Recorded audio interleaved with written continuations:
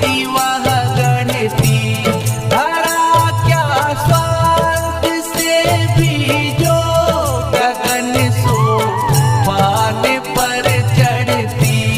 हमारे देश का पानी हमें वह शक्ति है देता, भरत सा एक बालक भी पकड़ वन राज को लेता। हमारा देश भारत है।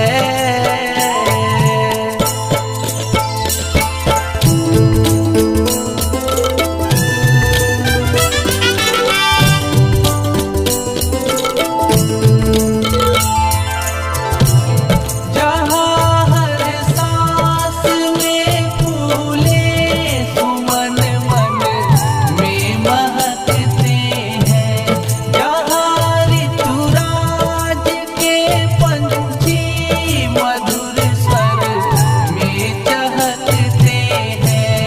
हमारी देश की धरती बनी है अन्नपूर्णा सी, हमें अभिमान है इसका कि हम इस देश के वासी।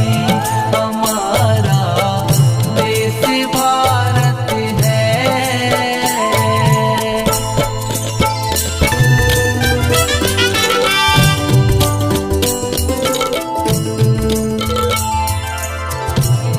जहाँ हर सीप में मोती जवाहर लाल पलता है, जहाँ हर खेत सोना कोयला हीरा उगलता है। सिकंदर 20 विजयी की जहाँ तलवार टूटी थी, जहाँ चंगेज की खूनी रंगी तकदीर फूटी थी।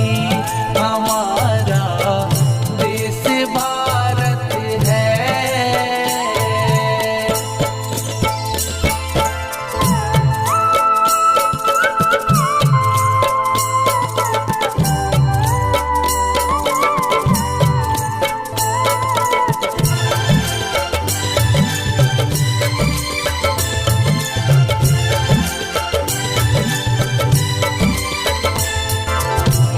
यही वह देश है जिसकी सदा हम जय मनाते हैं, समर्पण प्राण करते हैं, खुशी के गीत गाते हैं।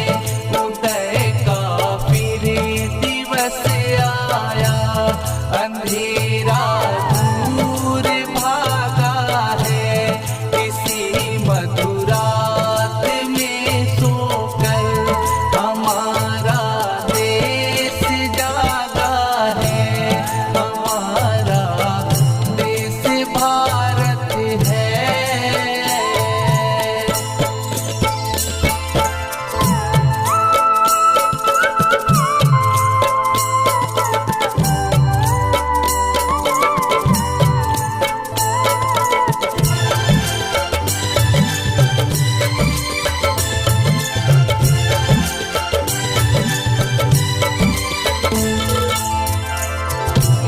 नया इतिहास लिखता है हमारा देश तन्मय हो, नए विज्ञान के युग में हमारे देश की जय हो। अखंडित एकता बोले हमारे देश की भाषा, हमारी भारतीय